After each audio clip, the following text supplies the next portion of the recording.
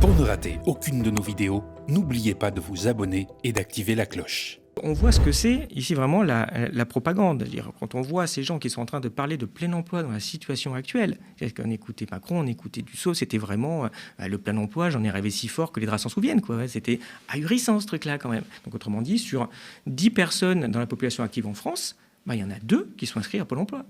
C'est pas du tout le plein emploi. Le plein emploi, vous le voyez, c'est tous les petits trucs vers 1950-1965 où il y avait de 1 à 2% de taux de chômage.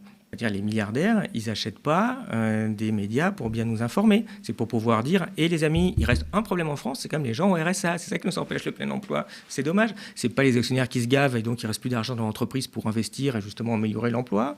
C'est pas les milliardaires qui ont des taux d'évasion fiscale qui sont quand même assez phénoménaux. Non, c'est le type au RSA. Il faut vraiment, là, maintenant, s'il pouvait aller travailler gratuitement aussi, ce serait pas mal. » Il y a les mensonges, les sacrés mensonges, et il y a les statistiques. Ces mots ne sont pas de moi, mais du célèbre écrivain américain Mark Twain. Et mon petit doigt me dit qu'Olivier Berruyer, fondateur du média indépendant et lucide, est d'accord avec cette citation inlassablement, grâce à son expertise d'actuaire, c'est-à-dire de spécialiste des mathématiques financières.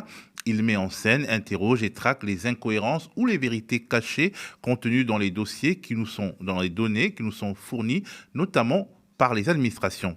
Et s'il vient aujourd'hui sur le plateau du média, c'est pour nous raconter les dernières data enquêtes de son média qui remettent en cause le narratif officiel de l'exécutif Macron, notamment sur le chômage, l'inflation et la dégradation de la notation financière de la France. Des chiffres mis en perspective et qui témoignent de l'échec économique global d'un pouvoir qui s'est vanté d'être expert dans les domaines de l'économie et de la finance. Un échec qui demeure, y compris si l'on prend en compte les critères érigés par le petit monde des néolibéraux. C'est la rubrique « Les combats de l'info ».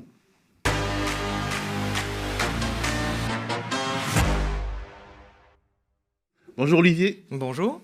Alors comment tu vas et comment va Elucide ?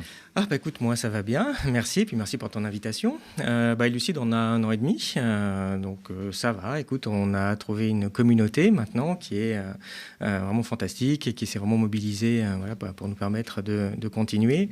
Et ça c'est très important quand on est un petit média indépendant, vous connaissez ça aux médias. Absolument. Donc après, sinon, on est toujours sur le fil du rasoir, hein. C'est compliqué parce que faire de l'information de qualité, faire de la recherche économique, ça prend du temps, ça coûte cher. Donc on croise les doigts pour tenir le plus longtemps possible et continuer à faire vivre l'indépendance et le pluralisme de l'information. Parce que quand on voit ce qui se passe, quand on voit la propagande, on se dit que c'est vraiment une nécessité absolue. Alors on va évoquer tes dernières dates d'enquête sur le chômage et l'inflation qui contredisent ce qu'on pourrait considérer comme les récits enchantés de la Macronie. Mais je voudrais qu'on commence par évoquer ce qui est un peu le feuilleton de printemps en France et qu'on pourrait intituler « Dégradera pas » à propos de la note financière de notre pays. Mais je te propose de regarder d'abord un petit magnéto. La note de la France, AA- contre AA précédemment. Bruno Le Maire regrette cette appréciation pessimiste de l'agence. Ce sont les mots du communiqué de Bercy. Concrètement, l'agence de notation craint une impasse politique. Fitch met en cause la réforme des retraites. L'impasse politique et les mouvements sociaux parfois violents constituent un risque pour le programme de réforme de Macron. Cette décision a donné lieu à des manifestations et à des grèves dans tout le pays et renforcera probablement les forces radicales et anti-establishment. 1 mois après l'abaissement de la note de la France par Fitch, l'agence Standard & Poor's, plus influente, maintient sa note à AA. S&P Global loue la réforme des retraites, alors que Fitch avait considéré que les tensions sociales nées de la réforme pourraient nuire aux ambitions du gouvernement pour réduire le déficit. Outre la réforme des retraites, l'agence cite également la fin programmée des aides énergétiques à la faveur de la baisse des prix des hydrocarbures.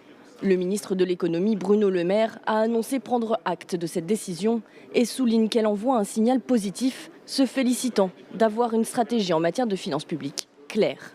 Toutefois, l'agence de notation a maintenu sa perspective négative, laissant planer le spectre d'une future baisse, en raison notamment de l'absence de majorité absolue au Parlement, qui ajoute de l'incertitude. Alors, Olivier, je te pose une question de but en blanc. Est-ce que c'est la faute de la CGT si l'agence de notation Fitch dégrade la note de la France ou si Standard & Poor's nous met en quelque sorte sous surveillance ? Déjà, on est sûr que c'est pas la faute de la CFDT, hein, elle est vraiment hors de cause, ça, il n'y a pas de souci. Plus sérieusement, non, bien sûr, c'est pas du tout le cas. Hein. C'est la faute du gouvernement, c'est la faute de sa politique, c'est la faute d'Emmanuel Macron, et on en parlait il y a d'ailleurs quelques années ensemble, mais Macron, il traite le pays comme il a traité ses finances personnelles, on peut pas l'accuser. Hein. Le type est allé gagner 2 millions dans la banque privée, au bout de 2 ans, il a tout dilapidé, il s'est complètement ruiné. Il a été élu ruiné, hein, Macron. Il fait pareil avec la France. Supposément ruiné. Oui, dans les comptes officiels, il était ruiné, quoi. Donc, en gros, il a ruiné la France et il se fait punir par les... Mais on va en parler, oui, bien sûr. La France est très mal gérée, donc évidemment, il y a une réaction. Ce n'est pas une punition, hein. C'est des gens qui regardent, ils disent, vous gérez mal votre pays. Ils disent, voilà, le pays est mal géré, mais on va l'expliquer. Tu dis que oui, je t'écoute. Tu dis qu'au fond, le gouvernement s'est servi de ces notations et de ces agences pour justifier sa réforme des retraites et qu'il était pris à son propre piège. C'est un peu ce que tu dis, mais il faudrait que tu développes ta pensée. Oui, parce que ça, c'est pas moi qui le dis de façon un peu provocante. Il suffit même de lire la presse mainstream. Je vous ai amené deux titres qui sont quand même assez formidables. Si vous pouvez les passer. Le Figaro, le 20 avril, disait que, je cite, « Sans réforme des retraites, la note de la France risque d'être dégradée ». Donc ok, très bien. Donc on nous dit, à cause des agences, on est obligé de faire la réforme des retraites et puis grâce à ça, on ne sera pas dégradé. Et puis 9 jours après, c'est réalisé sans trucage, il y a BFM qui nous dit l'agence Fitch abaisse la note de la France à cause de la réforme des retraites, ce que vous montriez tout à l'heure. Pourquoi ? Parce que quand on fait la réforme des retraites, ça met le pays en ébullition, ça pose des problèmes et ça inquiète quelqu'un qui prête de l'argent à la France. Et on voit que c'est vraiment un choix de Macron qui fait ça, parce que Macron, il pouvait très bien ne pas faire la réforme des retraites et ne pas baisser les impôts cette année de 9 milliards sur la contribution la valeur ajoutée des entreprises. C'est-à-dire cette année, il baisse les impôts des entreprises de 9 milliards, Macron. La réforme de retraite, c'est peut-être 9-10 milliards dans 10 ans. Donc voilà, c'est un choix que fait Macron. Il déclenche par cette décision le bordel dans le pays, de l'agitation, ça inquiète, et derrière, effectivement, on se fait dégrader. Mais au fond, c'est qui ces agences de notation ? D'où parlent-elles et quelle est leur ligne éditoriale, si on peut utiliser ce mot ? Oui, c'est intéressant à comprendre. C'est des entreprises qui, normalement, étudient la solvabilité à la base plutôt des entreprises. Et donc, vont aider les gens qui prêtent aux entreprises en disant, tiens, attention, cette entreprise, elle n'est pas très solide, donc soit prêtez pas si vraiment elle est subclaquante, ou en tout cas, demandez un taux d'intérêt plus élevé parce qu'il y a plus de risques. Donc, normalement, elles évaluent les risques de faillite et elles mettent une notation. Alors, c'est ces histoires de AA, B, machin, qui sont un peu compliquées. C'est comme si c'était une note de 1 à 20, c'est ni plus ni moins que ça. Mais elles notent aussi les États, parce que déjà, il y en a un peu besoin pour noter les entreprises. Les États ne demandent pas forcément à être notés. Et donc, elles donnent une appréciation sur la solvabilité d'un État, sur le risque de défaut. Ce sont des entreprises privées qui font cette activité-là. Donc après, elles représentent aussi la vision et les intérêts juste de prêteurs. Donc elles ne sont pas là pour dire, tiens, est-ce que c'est social, est-ce que l'environnement s'est bien traité en France ? Elles donnent des conseils aux gens qui prêtent de l'argent à la France. Donc elles donnent une évaluation. Après, c'est très compliqué d'évaluer une note d'un pays. Et donc, c'est ce qu'on a. Il y a peut-être un truc qui sonne un peu. On continue. Priorité au direct.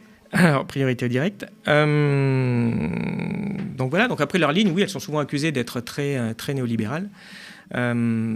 C'est pas complètement faux, bien sûr qu'elles vont apprécier un programme un peu drastique, d'équilibre des dépenses publiques, mais après tout, si derrière on décidait d'augmenter l'impôt sur les plus riches, sur les grosses entreprises, elles ne seraient pas forcément non plus contre. Elles, ce qu'elles veulent, c'est que les déficits n'explosent pas pour être sûr que les prêteurs vont être remboursés. Et elles ne pensent pas tout à fait la même chose, elles ne notent pas tout à fait la même chose. Il y en a un certain nombre qui représentent plusieurs visions.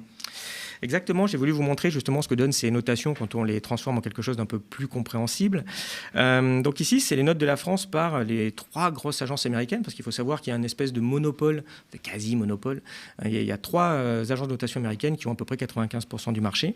Et donc voilà, elles notent la France. Bon, on voit, ça a été dégradé, mais ça reste plutôt dans le vert, on va dire. Donc, c'est autour de 15, 16 sur 20, ce qui peut sembler une bonne note, mais pour des États, c'est pas une si bonne note, parce qu'en fait, c'est la même notation pour tout le monde, y compris les entreprises. Donc là, quand un État se retrouve par là, ça veut dire qu'il n'est pas très très bien géré pour les entreprises. Mais on voit que notre agence qui est plus petite, Egan Jones, note déjà beaucoup moins bien la France, et que l'agence chinoise Dagong notait nettement moins bien la France. Et justement, Dagong est plutôt réputé pour plutôt mieux noter les Occidentaux que les agences américaines. Bon, parce que finalement, ces agences ont des biais par rapport à leur origine. C'est compliqué, outre que le biais est là, à dire si tout d'un coup, vous avez l'agence américaine qui dit « ouais, non, finalement, la gestion des États-Unis, c'est pas terrible.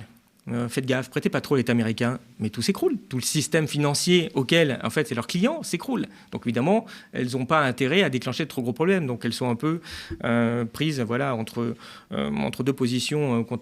Soit je donne un bon conseil sur la réalité financière des États, mais si je vais trop loin, ça va déclencher une crise. Mais en fait, il est évident que la gestion mériterait des notes beaucoup plus faibles au niveau des États que ce qu'elle est actuellement par les agences américaines. Et les notations de ces agences dans le temps ont évolué, les notations de certains pays. Tout à fait, parce que, en fait, qu'est-ce qui va justifier une note ? En gros, ça va être le montant de la dette publique. Alors, plus il y a de la dette, plus on est inquiet sur la capacité de l'État à pouvoir rembourser cette dette-là. Donc ici, sur ce graphe que je vous propose, on voit l'évolution des dettes publiques qui ne font qu'augmenter depuis 1975 dans tous les pays. Donc assez logiquement, les dégradations des États, des notes des États devraient suivre sur cette tendance-là.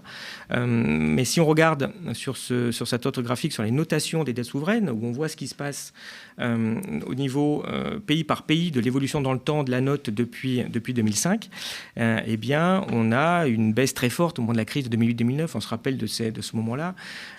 Et depuis, les notes n'ont pas beaucoup baissé. Donc, on voit que la note de la France a légèrement diminué, suivant un peu celle du Royaume-Uni. Vous voyez l'Italie et l'Espagne qui sont vraiment massacrés en termes de notation. Je précise qu'au-dessus du petit trait pointillé noir, on n'a même plus le droit d'investir sur ces trucs-là. Donc vous êtes quasiment sur un prêt-défaut. Donc on voit que l'Italie en est proche. Et pourquoi l'Italie est-elle très différemment notée de la France ? On se dit, bon, oui, c'est normal. La situation est un peu plus dégradée, mais pas tellement que ça, surtout qu'on est assez solidaire entre pays. Donc on voit que la note de la France devrait être beaucoup plus basse et elle va sans doute y venir. Bon, la Grèce est toujours dans les limbes, évidemment, depuis 2012. Donc finalement, c'est quelque chose qui est un peu politique quand même, les notations. Il y a un aspect politique, puisque le défaut d'un État, c'est pas comme une entreprise. Une entreprise est obligée de payer ses dettes, en fait, ou alors elle fait faillite. Un État, c'est plus particulier. Un État, il a le choix. Et d'ailleurs, un État, en fait, ça arrive qu'il y ait des défauts des États assez rares, mais ça arrive. C'est arrivé à la Grèce, par exemple. Mais en fait, l'État, il n'est jamais vraiment en faillite. S'il doit de l'argent, il pourrait dire je vais saisir toutes les maisons du pays, puis je les vends. Et il pourrait toujours lever des impôts, tripler les impôts. Puis à un moment donné, évidemment, le gouvernement ne le fait pas parce que c'est trop violent sur la population. Il dit je préfère ruiner mes créanciers que ruiner ma population. Donc il y a quelque chose de politique dans le défaut des États et donc il y a forcément quelque chose de politique dans l'évaluation des agences. Mais c'est compliqué et c'est hautement discutable. Et on le voit, les notes sont très différentes entre les agences qui privilégient leur pays. L'agence chinoise, elle privilégie la Chine aussi. Ça note pas très bien la Chine, l'agence chinoise. Alors, je voudrais qu'on parle désormais du chômage, si tu le permets. Ou bien sûr. Voilà.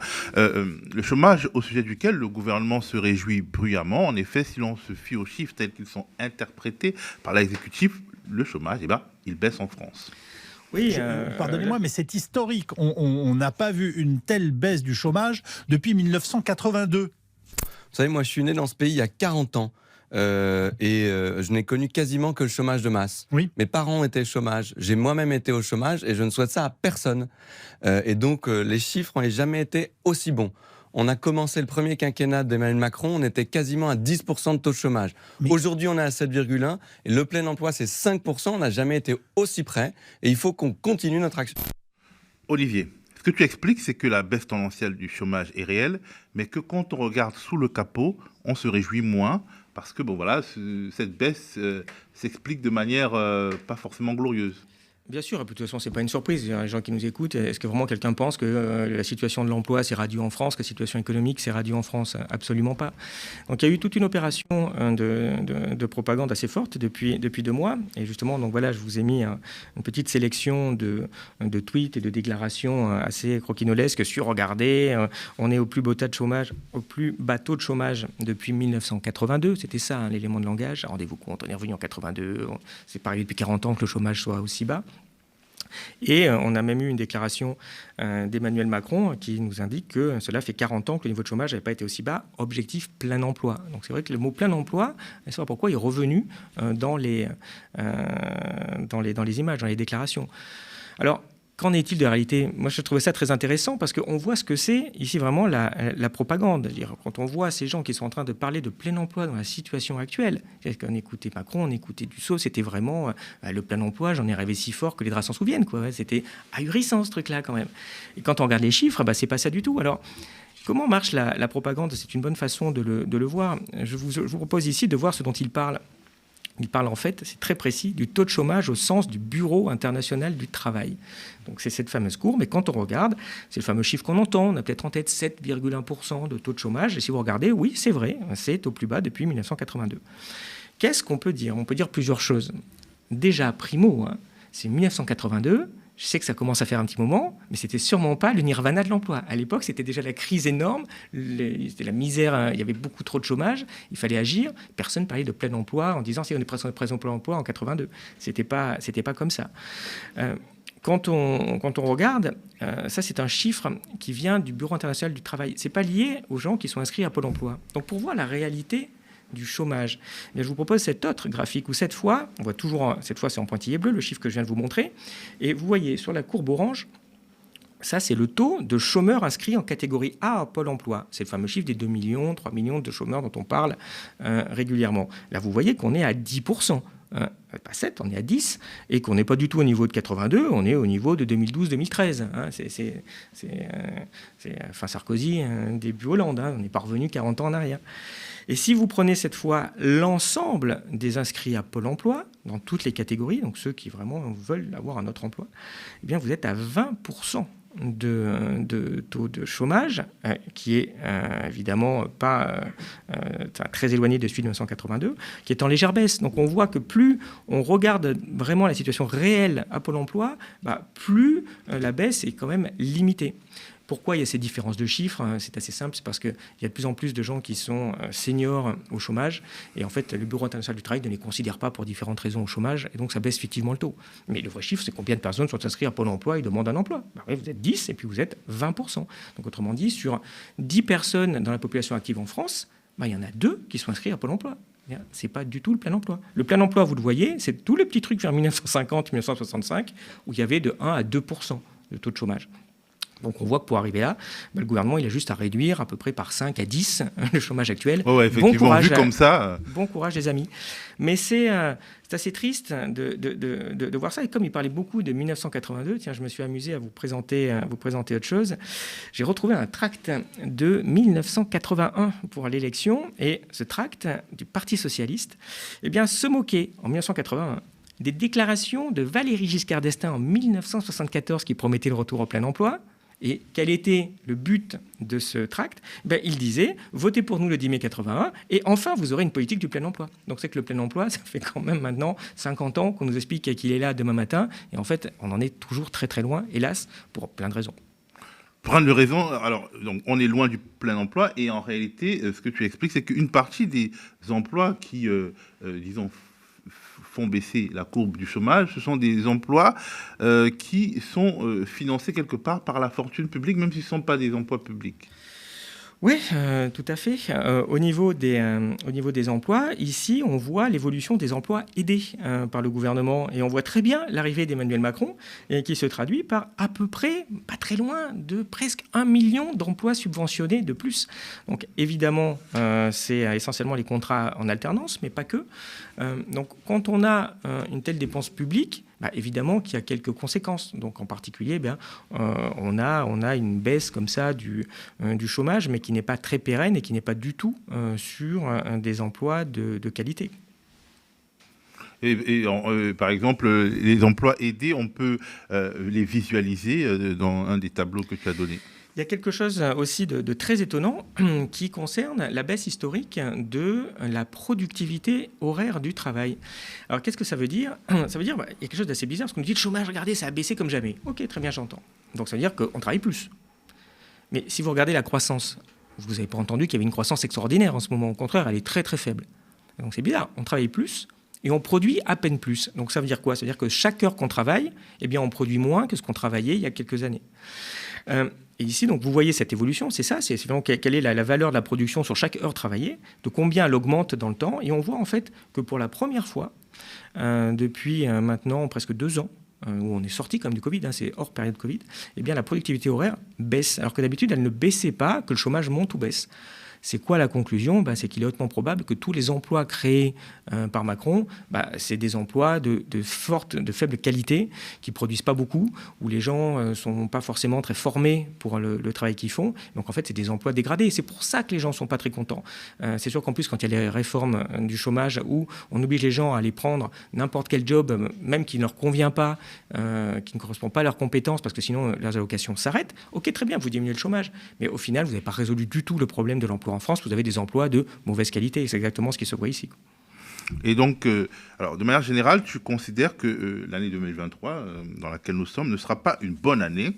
Tu pointes 2 facteurs, la croissance et le pouvoir d'achat qui est fortement relié à l'inflation. Mais je voudrais qu'on parle d'abord de la croissance. Eh bien, en fait, si tu veux, les derniers chiffres de croissance viennent à peine de sortir. Donc ça, on étudiera ça jeudi sur Elucide. Mais ce que je peux vous dire en conclusion, c'est qu'on voit que la croissance, elle patine, elle est de plus en plus faible. Enfin, croissance, activité économique, hein, c'est pas pour être, je suis pas fanatique de la croissance en tant que telle. Hein. Mais c'est juste qu'est-ce qui se passe au niveau de l'économie française. Elle est en train de rester à un niveau très très faible, voire de se retourner. La conséquence, c'est que comme la productivité, on vient de le dire, est très faible, la croissance, l'activité économique est très faible, et en conséquence, le pouvoir d'achat diminue encore au premier trimestre 2023, sachant que c'est ce qu'on voit ici. Hein, c'est ça finalement le vrai bilan de Macron. C'est quoi l'évolution du pouvoir d'achat en France ? Eh bien, on se rend compte qu'en 2022, il a baissé, ce n'était pas arrivé quand même déjà depuis plusieurs années, et que les années précédentes de Macron, du fameux génie, du fameux petit Mozart de l'économie, on a une croissance du pouvoir d'achat en moyenne qui n'est que de 1%. Et si vous sommez tout, depuis 2010, on n'a même pas 4% d'augmentation du pouvoir d'achat. C'est une moyenne nationale. Hein. Dedans, vous avez les traders, vous avez les gens chez McKinsey, vous avez Bolloré et ses amis. Donc, en fait, voilà, on voit très bien que le pouvoir d'achat moyen, il a quasiment stagné depuis 10 ans. Et si on descend dans le bas du panier, on va peut-être se rendre compte que le pouvoir d'achat d'un grand nombre de personnes a tout simplement dégringolé. Oui, bien sûr. Ça, c'est évident. Et c'est ça, en fait, les conséquences de ces politiques. Donc, voilà, on voit très bien qu'il y a une propagande très, très forte qu'il faut arriver à démonter. Parce que, finalement... comment on sait quelle est la situation réelle de l'emploi ? C'est pas évident. Je veux dire, ça se voit pas. On n'a pas des queues de chômeurs dans les rues s'il y a beaucoup de chômage, et puis des balles populaires toutes les semaines si on est en plein emploi. Je veux dire, finalement, c'est de l'information. C'est les médias où vous entendez ça. Si tous les médias sont en train de vous dire « Ah non, on est en plein emploi, ça arrive demain », vous commencez par le croire, en fait. Et donc, on voit qu'il y a des impacts aussi politiques de cette propagande très, très forte et qui va très loin. Je ne sais pas si vous l'avez, je vous avais mis c'est tout frais, hein, un article des Échos, justement, qui dit ce matin que les bénéficiaires du RSA sont le dernier verrou qui bloque le retour au plein emploi. On voit qu'il y a un agenda derrière. Les types, ils sont là en train de vous dire hey, « Attendez, le plein emploi, il est juste là, passe. » C'est les types à 600 € par mois qui posent problème et qui empêchent... C'est un biais de stigmatisation aussi, quelque part. Mais bien sûr, en fait, on voit que c'est pour accompagner la politique du gouvernement qui va encore s'attaquer aux gens qui ont RSA. On se demande bien pourquoi, puisqu'à l'évidence, il n'y a pas d'emploi disponible. Il y a 6 millions de personnes inscrites à Pôle emploi. Il n'y a pas 6 millions du tout d'emplois disponibles qui cherchent des gens. Donc, voilà, ils vont encore précariser les gens sans... que ça donne quoi que ce soit de positif au niveau de l'emploi. Alors tu dis que ce sont les médias qui essaient de nous persuader qu'on est proche du plein emploi, mais étant donné que nous sommes dans un monde où il y a des réseaux sociaux, nous on a beaucoup de commentaires qui nous reviennent selon lesquels mais enfin c'est pas vrai, le chômage ne baisse pas tellement parce que à côté de moi, dans mon environnement proche, en fait je le ressens pas.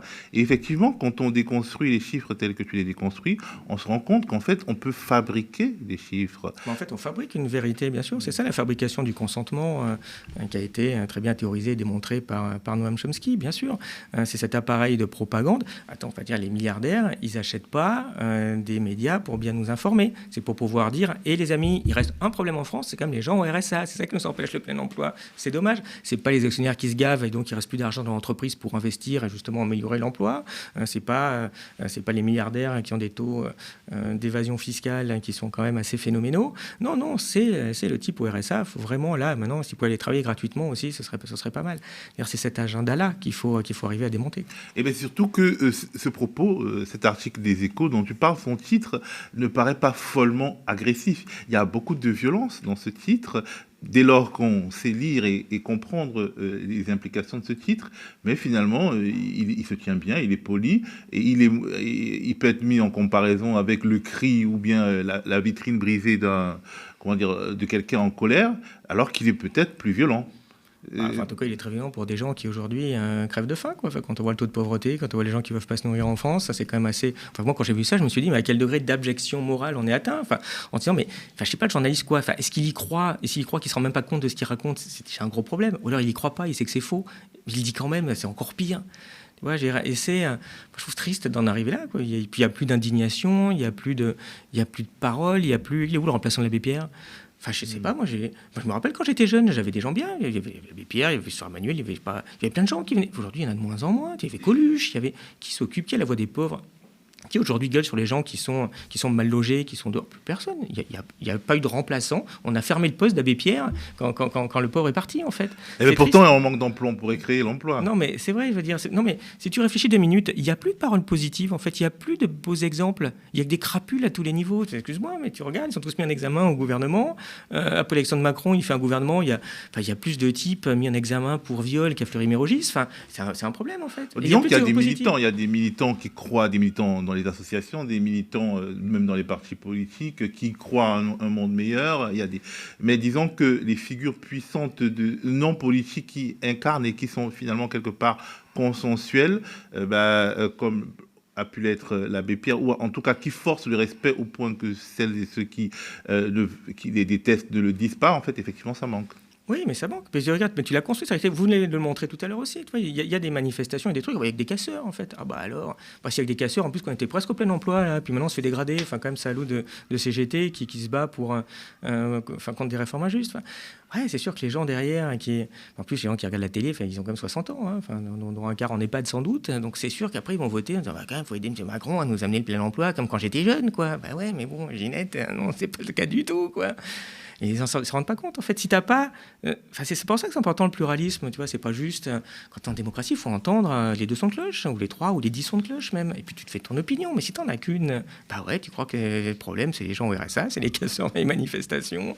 Et puis personne fait le lien, en fait, entre tout ça. Et donc, au final, voilà, on a des dégradations assez gigantesques, une petite baisse du chômage qui est payée par des dépenses hallucinantes d'un gouvernement qui t'explique tous les jours qu'il y a un problème de dette. Il a fait 1000 milliards de dettes, le maire. Enfin, à un moment donné, il est schizophrène, ce monsieur. Enfin, c'est pas possible. Il peut pas nous dire tous les jours qu'il y a un problème de dette et tous les jours il fait de la dette.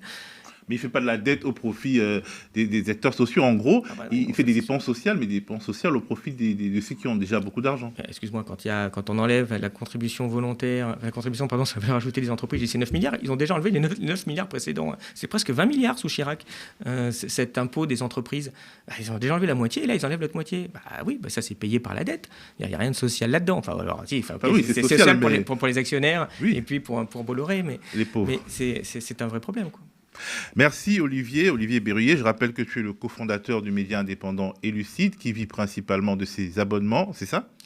Oui, bien sûr, ça c'est comme vous, on vit que grâce aux abonnés, donc c'est vraiment super important, c'est ce que je disais tout à l'heure, c'est ça qui nous permet de faire ce genre d'analyse que vous voyez pas ailleurs, donc c'est compliqué et ça permet de lutter à notre petit niveau contre la propagande économique, quoi. Donc c'est pour ça qu'on a vraiment content, quoi. C'est un peu un privilège de faire ce genre d'analyse, quoi, de pouvoir comprendre. Enfin, c'est un privilège qui est quand même très très fragile. Donc voilà, si parmi ceux qui nous écoutent, certains veulent nous aider, ils peuvent nous rejoindre sur elucide.media. Force à vous et merci à vous qui nous regardez.